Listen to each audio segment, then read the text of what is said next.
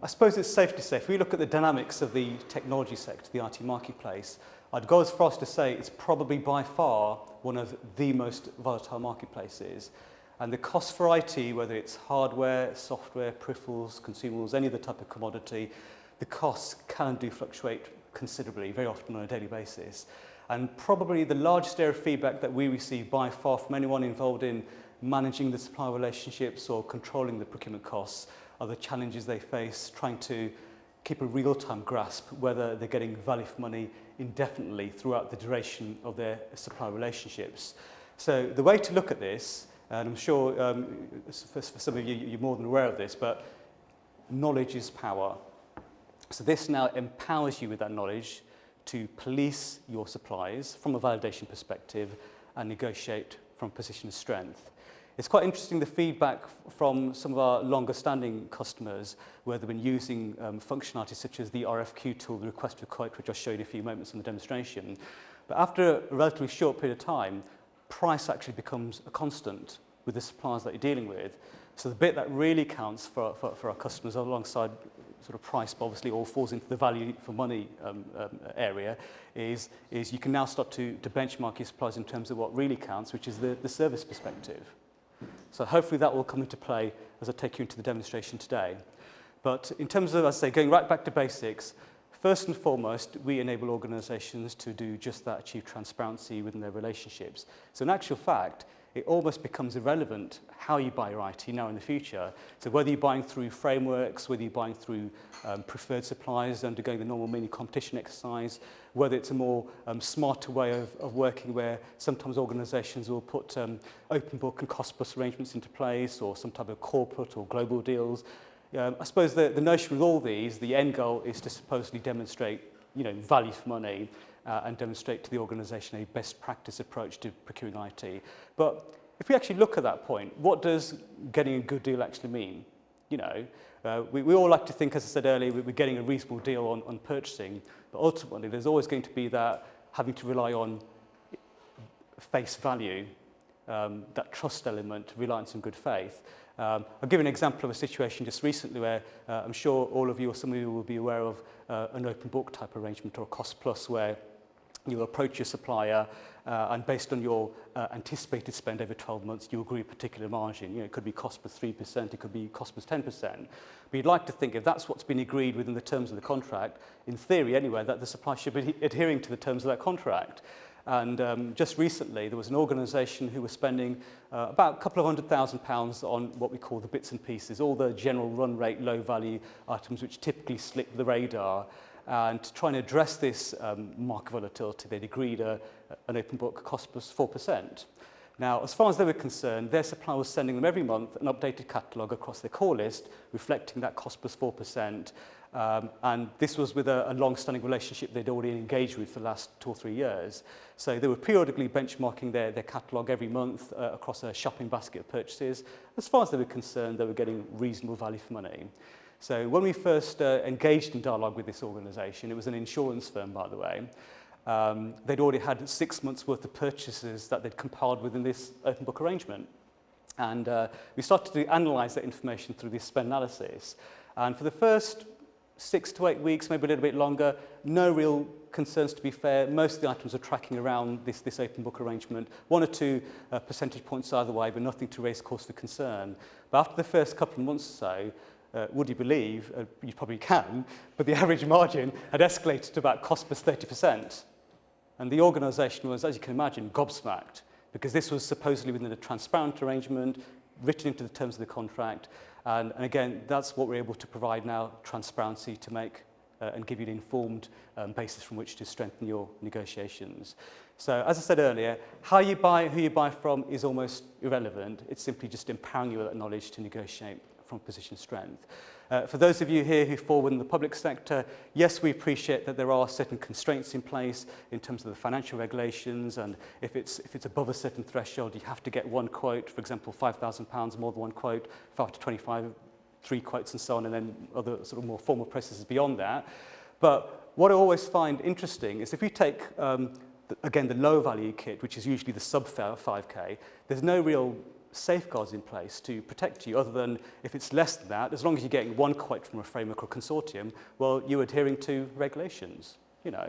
But as we all know, and we'll share some more statistics when I go through the demonstration in a moment, but all this low value kit, yes, in isolation, a margin of 25 or 50 or even several hundreds % on a single Cat5 cable or toner cartridge may not amount to a huge concern in isolation, but factor that in across the total spend within those categories, that's when organisations realise it is having more of a hefty impact on the bottom line. So this won't necessarily replace or is it an alternative to the formal tender processes? Again, it's just giving you that level of information to assist with that. Okay. A couple of points I will mention, which I don't think we've covered at this stage, to give you some credibility of the established nature of this technology in the marketplace. Some of you may be familiar with SIPS, or indeed members of SIPS, the Chartered Institute of Purchasing and Supply. We have received a global sector first accreditation from SIPS in terms of how this technology has been proven to deliver procurement excellence in IT. As a general guide, we are relatively confident that if an organisation spends at least around £70,000 to £100,000 per annum on IT, that's not to say that if organisations spend less than that, there's not an opportunity there. For anyone buying IT, we can help add value to the bottom line. As a general rule of thumb, if organisations are spending a relatively modest sum on IT, we can usually help demonstrate a pretty compelling ROI business case justification, and very often just on the bits and pieces, not even factoring in some of the more high-ticket, significant purchases taking place. But again, if we go back to this traditional process of where organisations get quotes from several suppliers, you're always in the hands of your supply and having to base your decision on quoting blindly, where whether you go with the most competitive quote or the other factors that come into play, you'll always be in the hands of your supplier. So this will now add value to that process. Okay. Incidentally, the other, which I suppose we found quite humbling from our perspective, in 2011 we were awarded with the Queen's Award for Innovation, and that was following a robust evaluation of the technology by a top panel of technology experts, effectively forming the Prime Minister's Advisory Committee. And on the back of that, we were presented with an award actually by Her Majesty the Queen at Buckingham Palace. So certainly we're very sort of pleased as to the level of awareness that now exists with this technology. But from a credibility point of view, the data that we receive into the system, into KnowledgeBus, there are only a finite number of distribution channels that cover the UK marketplace. So the value of the tool is its impartiality. So every day we receive live data across all these different distribution channels, across the entire marketplace. So what we show you is what your suppliers see. It's not to say that suppliers have access to the system, but they have access to the same content through the normal relationships with their distributors. So the end result is the same. We're sharing with you that same anonymized data in terms of single unit trade prices and the stock availability as well. Okay.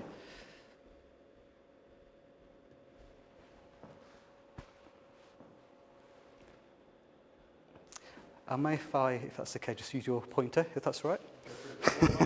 So to pinch your technology. Now, if I just focus on that area here, first of all, that area there just gives you a high-level perspective how the marketplace stands today. So it's not necessarily an area that we'll be using all of the time, but if you just want to get some general awareness in terms of what volatility has taken place in the last 24 hours, we can look at things like, for example, the number of new products that have come into the marketplace overnight, number of reductions, number of increases in price, and then similar information for stock. So the key thing is, it's just give you a better degree of awareness and transparency in the IT environment. But if, for instance, you want to see what movements are taking place across a particular brand, HP, for instance, you can just go into this area and it will give you that sort of information. So, for instance, if we go into price reductions, and I won't go through all these areas because the principle's the same. And let's try and take something quite generic that hopefully most of you will recognise. Let's see if we can find something. Let's just take that top item there. Okay, relatively modest item, nothing sort of significant in spend by any means. Toshiba solid state drive. And that price that we see there, the 182.69, again, just to clarify, that is the single unit lowest trade price, guide price, that regardless of which resellers you buy from the moment, as a general guide, that's what they're buying at based on purely single unit. So let's just say, for argument's sake, you've obtained quotes from a range of suppliers and they've come back to you with quotes between, I don't know, 200 and 250 pounds. Ordinarily, you'll make a judgment call based on those quotes and then make a decision who gets that business. You may go with the most competitive, but you may still find, through exposure to this tool, that they're making margins of 20-30%. But at least now you can negotiate from bottom up in terms of having a true basis from which to assist with negotiations, because you know the trade price, as opposed to this artificially inflated list price that no one actually pays. And sometimes organisations will say to me, which is quite laughable, we've got a fantastic deal, we negotiated 50% of list price, we're buying really, really well, we're delighted with the outcome, and then they plug that item into KnowledgeBus and all of a sudden realise that they're getting 40% margin, So what does it actually mean when an organisation says we're getting cost plus or we're paying cost minus? So at least it's giving you that true basis there. Now, I touched on earlier about market volatility. Now, bear in mind this is a relatively low value item. In just the last 24 hours, that item has dropped by £48. So we're looking at what, about a 30-40% drop? And I'm sure you would agree that at the moment, regardless of the stringent processes that you have in place with your suppliers, regardless of the frameworks of the contracts you buy within, you certainly won't have awareness of, notwithstanding, you won't certainly see the wholesale price, but you certainly won't have the behind-the-scenes knowledge of how the prices are fluctuating from one day to the next. So again, it's just giving you that degree of transparency to help with your negotiations.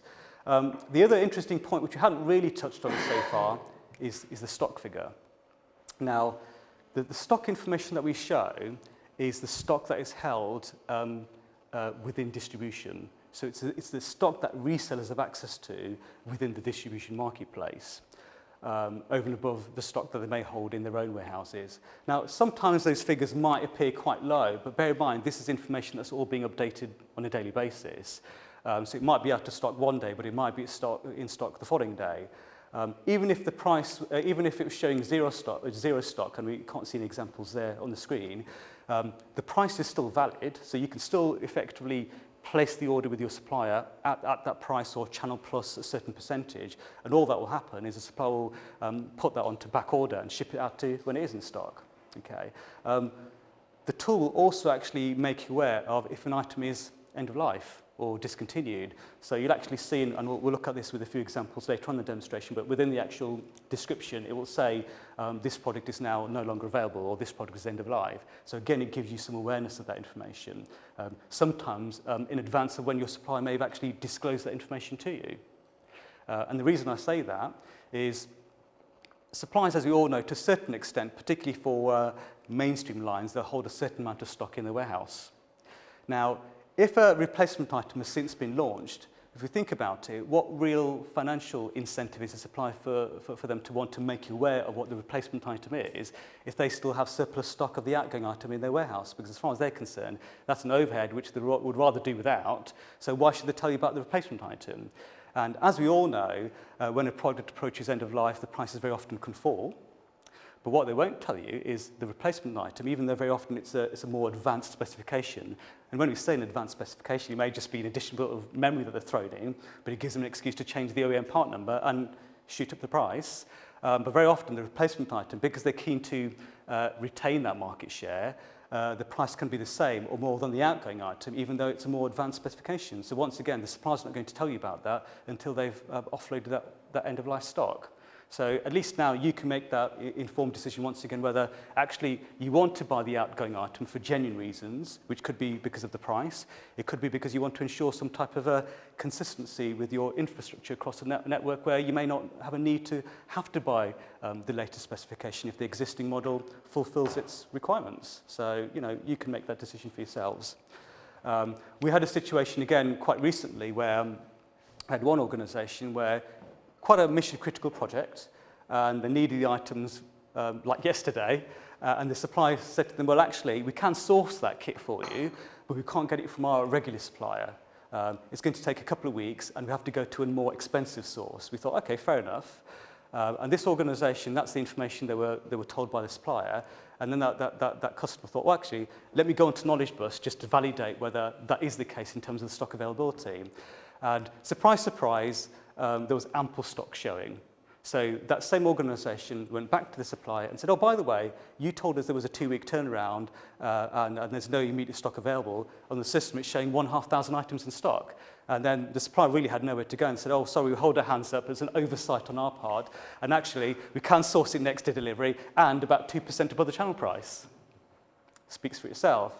And very often what happens is, and I suppose, you know, holding hands up, you may well have done this yourselves where if time is of the essence and you need something there quite quickly, you won't have time to scour the marketplace. You'll just go to your regular supply or 1 or 2 preferred suppliers and just go ahead and place the order. Resellers are pretty much the same. Even though they all have awareness to the 37 sort of key distribution channels that cover the entire marketplace, which again is what we show you, very often due to complacency or laziness or simplicity, or because they may have been misinformed by the 1 or 2 preferred distributors they usually buy from. If they channel most of their spend through those preferred routes, they'll be getting preferential pricing. So actually, you now have the means to audit your supply, not just to make sure they're applying the appropriate margin, but even it can be useful for the supplier to make sure they're buying at the right price point in the first place. You know, notwithstanding whatever margin they apply beyond that. So it's quite important to mention that. Now, just going back to the home page.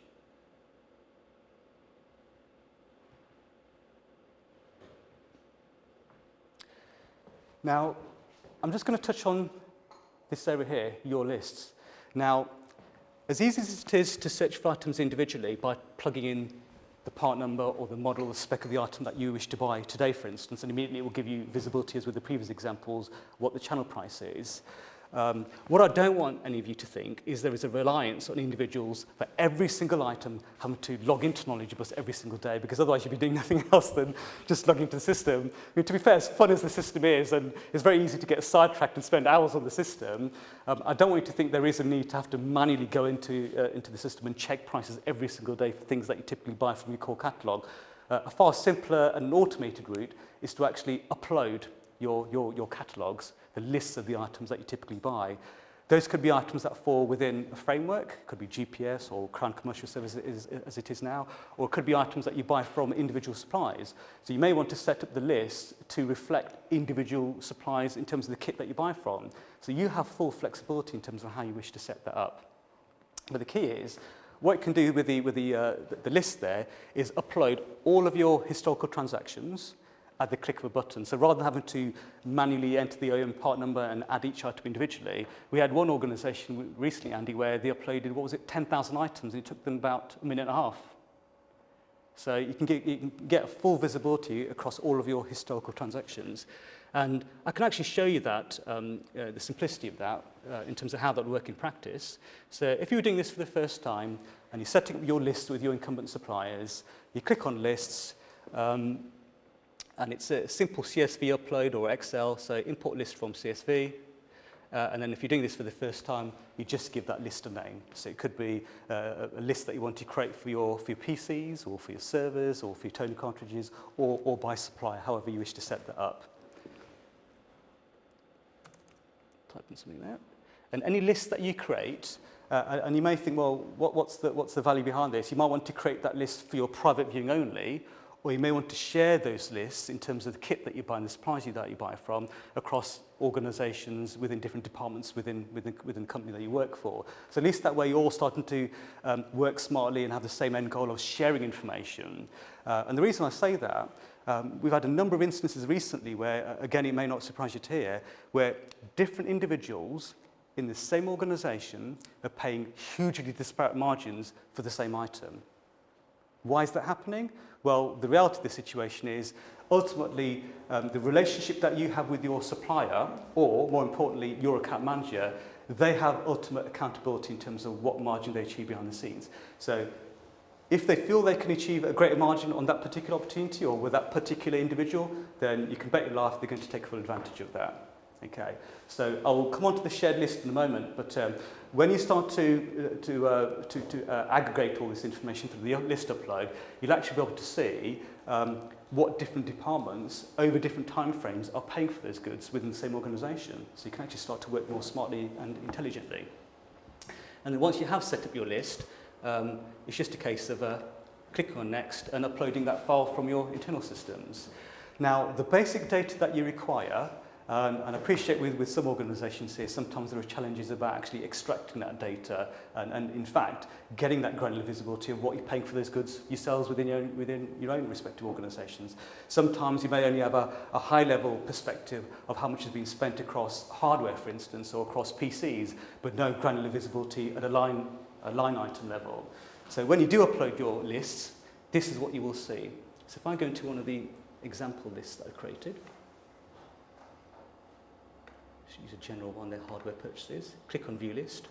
Now, to upload your data, what you will require is the data purchase.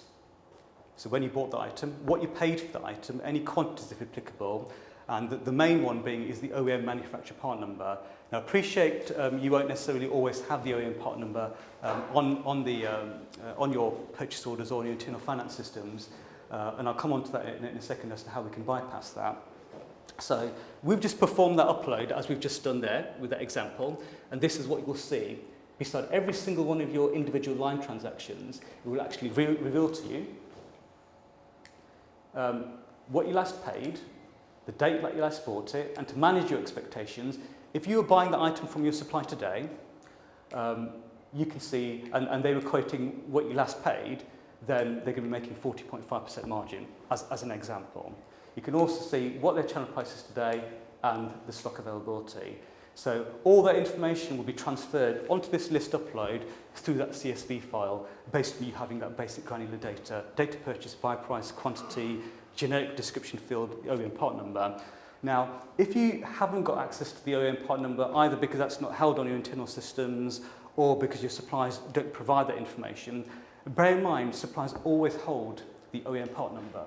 Sometimes on their part it's deliberate where they won't actually divulge that information to you. And the reason for that, as I'm sure some of you can probably gather and have had experience of this, is when you are getting quotes from 2 or 3 suppliers, sometimes it makes it difficult for you to compare like for like. Or what they'll sometimes do is they'll disguise the OEM part number by prefixing with the supplier's initials. So if you put that into Google, for example, in its rawest form, it won't actually identify the item. So a simple way to counteract that and nip it in the bud straight away is just to inform your supplier that from this moment onwards, any quote that you provide, you must include the OEM part number. And as I say, they always hold the information. In fact, when they place the order on your behalf, they have to use the OEM part number when they place the order through the supply chain and distribution.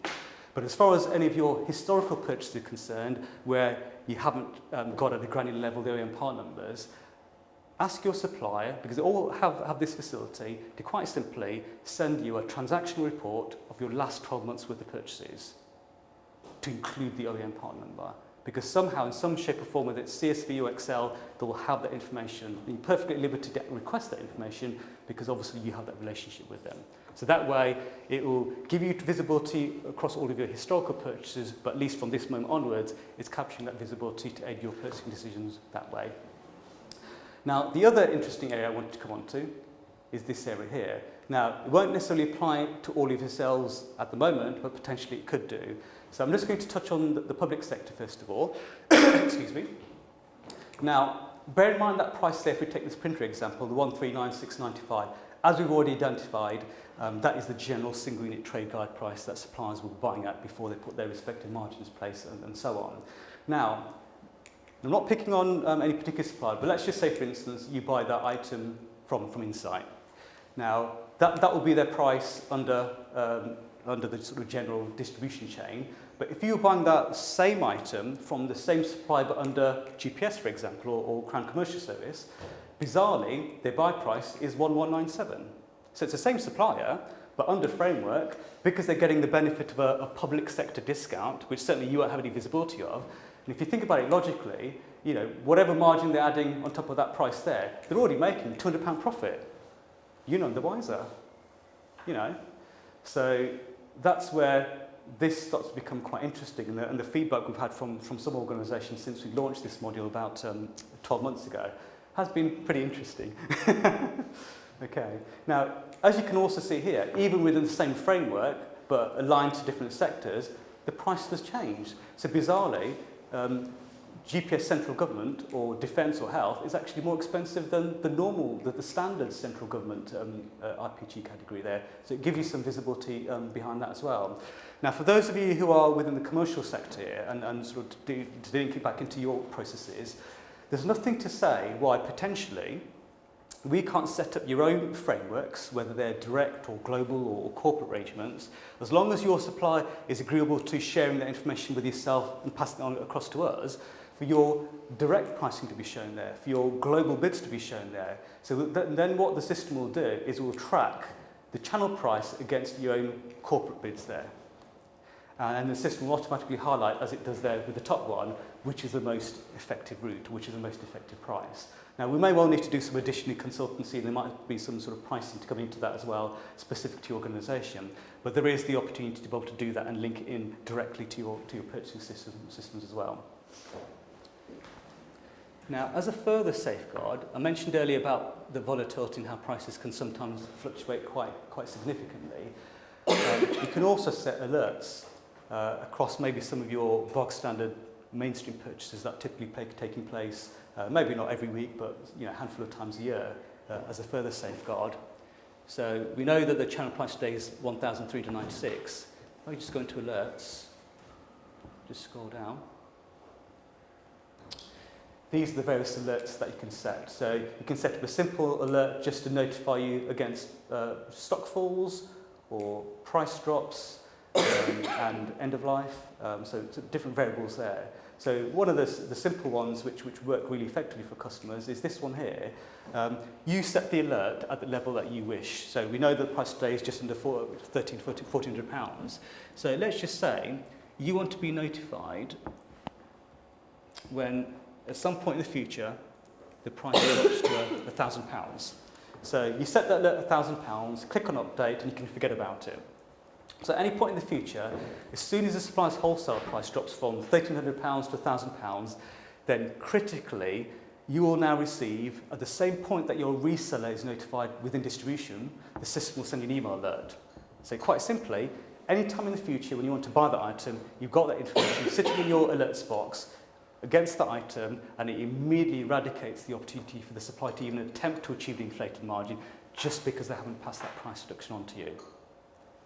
The power of that is pretty incredible. So once again, that's where this works to your advantage, because you can now work proactively with your suppliers rather than, as has always been the case, adopting a reactive approach where you've constantly got suppliers bombarding you with so-called special deals, or you've got to buy this today because it's 20% less than what you normally pay, and all the typical ploys and tactics that suppliers have traditionally deployed in the future. So you can now have that information there at your fingertips. Now we've talked about lists, and you can actually take that one step further. Now, just before I do it, I've got to mention this earlier, but as well as upload your historical transactions, if you want to, you also have the capability to pin items to the home page. So anything that you are buying on a regular basis that you want to eyeball particularly on a regular basis, just pin it to the home page. You could have hundreds, you could have thousands of items there, and as soon as you start typing within this intelligent filter search here, it will narrow it down to those particular items that you pin to the home page. So that way, it's allowing you to create a very sort of smart, effective way of tailoring that to suit the items that you buy. Just going back into your lists. I mean, hopefully the benefits around the list upload capability there are pretty much self-explanatory, but what you can also do is you can start extracting reporting out of this. So I'm sure for some of you, all of you here, there are requirements for you to, I suppose, to your senior stakeholders and to management, demonstrate, what cost savings your irrespective departments are achieving, where there is scope for improvement, any other opportunities that may exist in line with what expectations may have been set at the start of the quarter or at the start of the financial period. And what the system will allow you to do is, once you've uploaded, as I say, all those items there, if we click on this one here, Export Spend Analysis, what it will now do is it will take that list there and it will populate it and put it into Excel. but it will go beyond that and will actually analyse each and every one of your individual purchases. And we're doing this in real time, by the way, so you can see the simplicity of this. Just slightly minimise that. Okay. So what it's done is it's put all of your transactions, and this could be over a month, it could be over 12 months, you know, whatever transactions you upload, and it will automatically show you when you last bought the item, what you were last charged,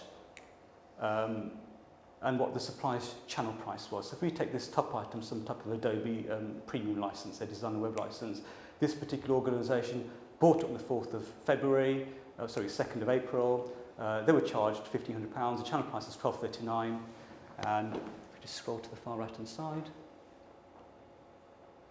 we can see, well, actually the supplier achieved a margin of 22.79%. And also to manage your expectations, it will also input there in this column what your expectations should be based on the industry standard cost plus 3%. And then on the far right hand side,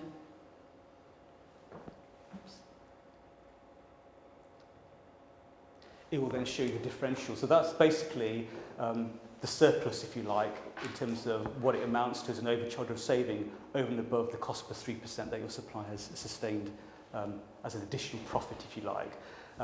And just going back to this spreadsheet, for those of you who aren't aware of this, the normal process that we undertake, if you agree that there's value after today's meeting, after today's demonstration, under no cost obligation, we will prepare what we call a spend analysis exercise. The organisations usually find it useful before that meeting to send us at least 50 to 100 examples of IT purchases that are made over the last 12 months. Sometimes organisations will run a report across the whole 12 months and send us, 2,000 or 3,000 line items, or sometimes even more than that, and we'll just take a representative sample across that time frame, and then we'll actually perform this granular spend analysis, free of charge, as I say, just to help position yourselves with your internal discussions where you are buying well, but equally where there is scope for improvement, and that scope for improvement in terms of any areas where inflated margins are being sustained, what that amounts to, both as a saving against the sample that we look at. So this particular organisation here, where we looked at just over 50k's worth of spend,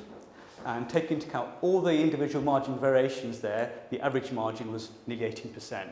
So 6 times above industry best practice of cost per 3%, and a saving demonstrated of £6,500 against the sample we looked at, which if you then extrapolate that information, apply that to your total annual spend within those categories, then usually, as I mentioned earlier, in no uncertain terms, it provides us organisations with a very firm basis from which to A, get the reassurance, and secondly, secure the funding to then go ahead and implement the tool. And it's as simple as that. I totally, sorry to interrupt, I totally recommend taking advantage of that offer from Al there, because you almost then that's where it becomes a no-brainer, because when you run your figures through it, in terms of any business proposal to a board or a committee to secure the backing or assurance, as Al termed it, to proceed with this, you just have to wrap some words around that spreadsheet, because it does kind of speak for itself. You don't have to spend dramatic amounts of money to suddenly see how the numbers stack up. So I've done that on a number of occasions with Alan and colleagues, just running our numbers through it, coming back and just seeing the figures speak for themselves really. So it's highly recommended that take advantage of that. Okay, thanks, Jamie. Just for those of you where you're being introduced to this tool this solution for the first time, these are a range of the high-level categories that are encompassed within the system. So as Jamie mentioned earlier, it's not just in the overall scheme of things, strictly speaking, just IT. It is now starting to migrate outside of IT. So, there are things like barcoding products. The only ones I'd incidentally disregard at this stage, because we only started to look at this recently and it's in its infancy, is disregard books and disregard training. I think apart from that, Andy, pretty much it's quite comprehensive across the board, isn't it? Yeah. What's in office facilities supplies management? Okay, let's have a look at that. It's not one that I often get asked about, actually, so I'm quite intrigued by this as well. I might learn something here today. Oh, gosh. All right, okay. Okay. Yeah, in fact, we touched on kitchen appliances earlier there, so there you go. If anyone's in the market for a kettle, then there you go. Okay, so you can see these starting to go beyond the scheme of IT. You'd be surprised how much stuff is on there actually. Let's look at incidentally office furniture. There you go, sort of bookshelves and laptop trolleys and seats and all that sort of those bits and pieces. interactive systems, voice conference systems, audio, visual, telecoms. So on telecoms, while we can't assist with the services aspect, in terms of the actual handsets themselves, like the iPhones and whatever it is, that's flavour of the month, we can give you visibility around that. But as you can see there, it's not just of interest to IT directors is the point, I suppose. Yeah. For example, our estates director, who manages all of our commercial operations, has a significant interest in this as well, because of not just furniture and seats and all that, but also the wider, more kitchen supplies, bins, all manner of other things as well we have all across the estate. So anyone with an estate's kind of responsibility or interest is probably going to find a heck of a lot of value out of this. And if you add the estate spend onto what your IT kind of expenditure is typically, suddenly you don't have to be a genius to work out how quickly you could sort of start to see some really significant savings. On the estate, you've got software. What sort of level of software does it do? Does it do the sort of smaller packages or the bigger packages or all? Or? Okay, if we just go into software, just to give you a bit more granular visibility. If I just sort of scroll down there and just sort of very quickly just give you an idea of the range of software. But what I'd say there is anything that is regarded as commoditized software, shrink-wrapped. Yeah. That's what we can assist with. Now, if we take something like Microsoft, obviously with Microsoft there are so many different variables and discount structures that come into play, MOLP and open license enterprise and so on.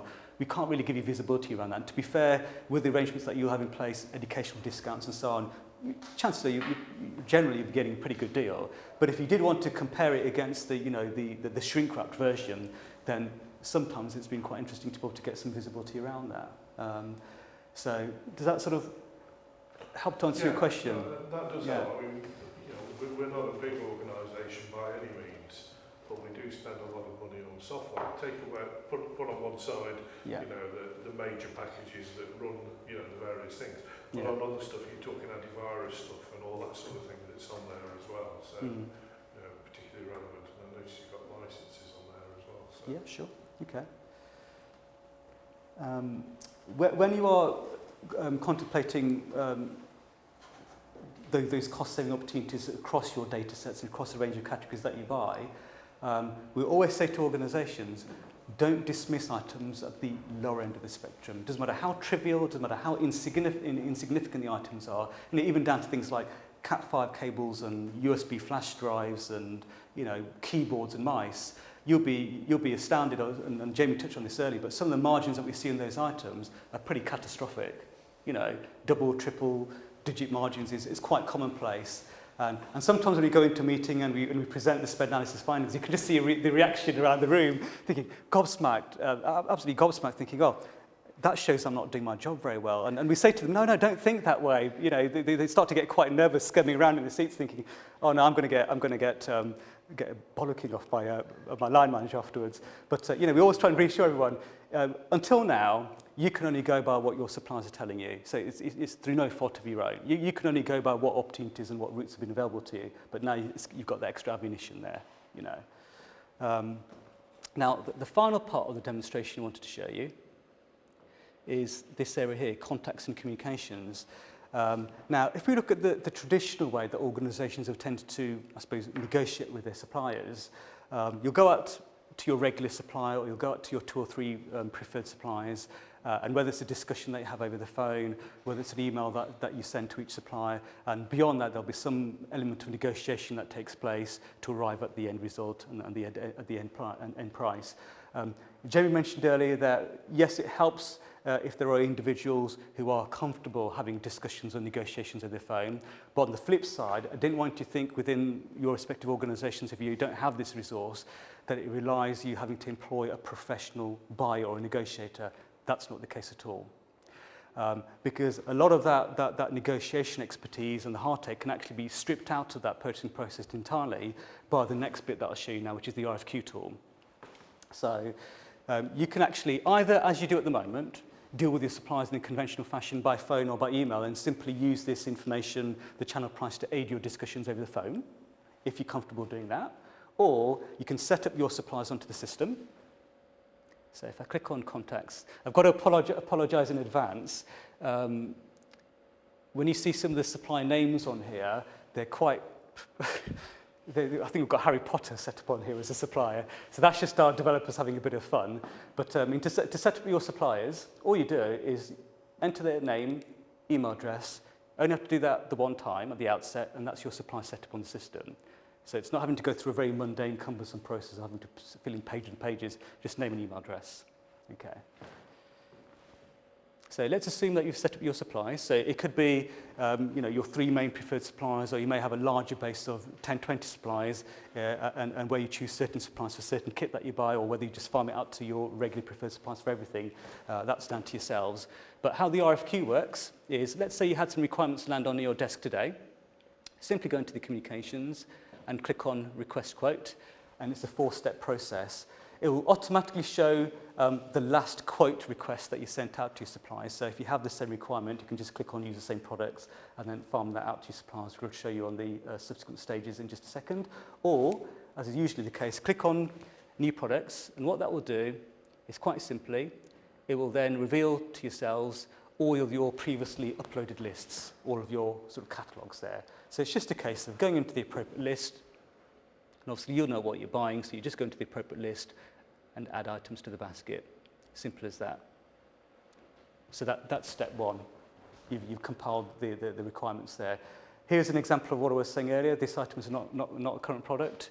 And I forgot to mention earlier, on the alerts that you can set, the other one that you can set is also for discontinued items. So when an item does become discontinued, even if the supplier hasn't proactively told you about it, the system will actually send you an alert to notify you of discontinued items as well. So you formulate your basket there, and then step 2, 4, in the same way, select which of your incumbent suppliers you want to send the step out to. We've got Adamant there, who's on the supplier base. So this could be your 3 regularly preferred suppliers that you normally use, in which case, if you just click on Use the Same Contacts, it will send out independently of each other that request for quote to those suppliers individually. And that will just go out as a BCC to each of your suppliers individually. Or, as I said earlier, if there are certain suppliers that use for certain requirements, you can go into your full preferred list of suppliers and then just manually select individual suppliers that you want to use on that occasion. So however you want to set up that process so it works well for yourselves. So that's step 2. And then the penultimate step, message text. And Jamie touched on this earlier. You can actually stipulate to your supplier the basis upon which you want them to quote. So, the usual sort of conventional approach is just say to your suppliers, please can you quote at cost plus 3% above channel price? Simple as that. So this strips out the need to undertake any further negotiations. So at least that way, when the supplier receives the RFQ, they now know where they stand and what the expectations are. So this is where actually it strips out the need for those organisations who don't have professional buyers and negotiators, or they don't want to or wish to negotiate the phone. You can use that approach there. And then the final step, which brings me to the end of the demonstration.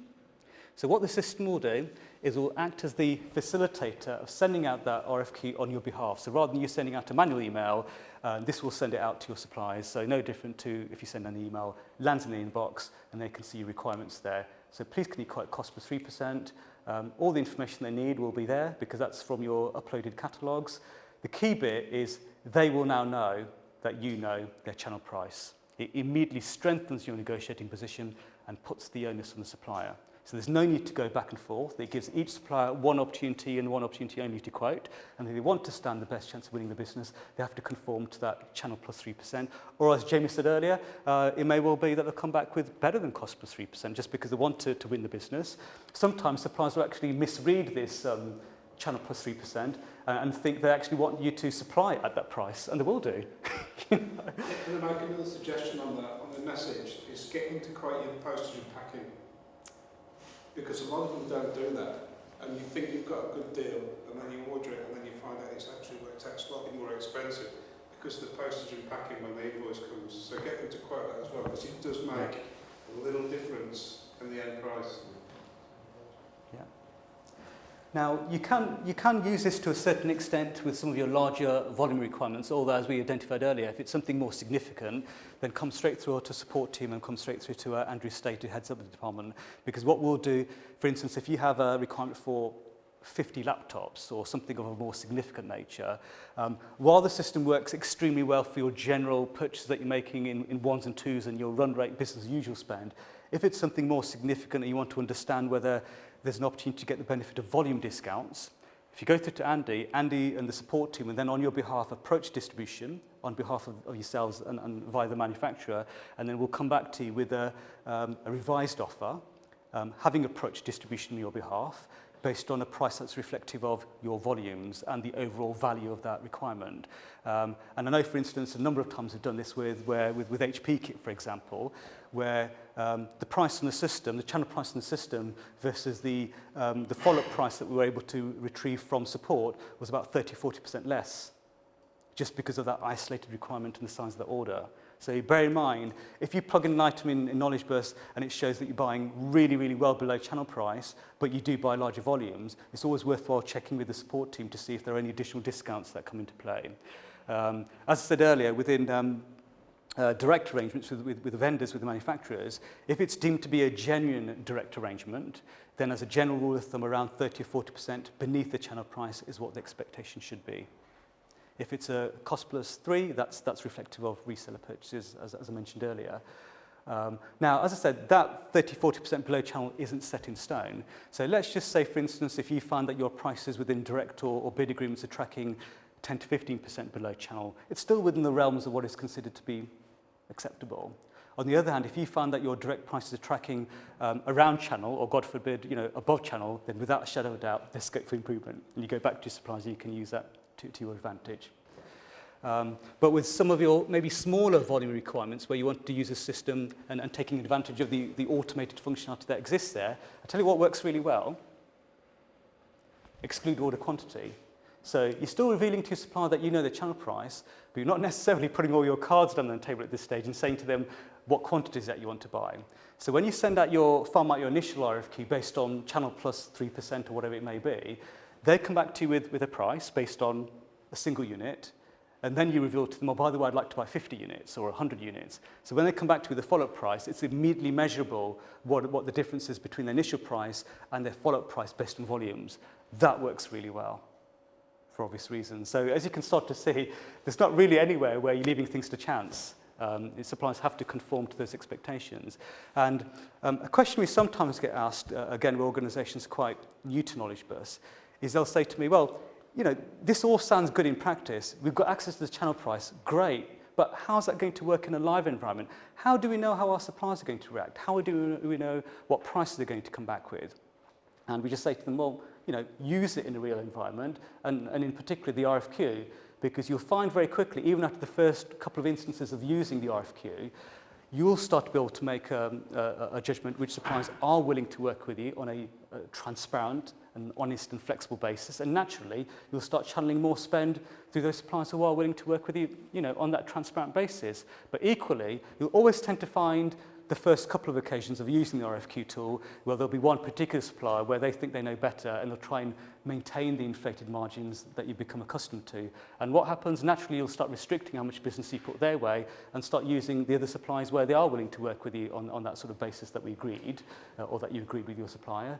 And the other supplier who maybe isn't getting as much business as they were in the past, if they want to maintain and enhance that relationship, they have to sort of conform to those expectations, or the chances are you'll pretty much end up throwing out that supplier. But as Jamie said earlier, it's actually very rare that organisations have had to move away from the suppliers, so they've achieved the desired result.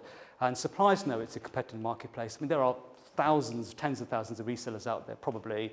They would much rather get the vast majority, if not all of your business, at a lower consistent margin, as opposed to getting the peaks and troughs at high inflated margins.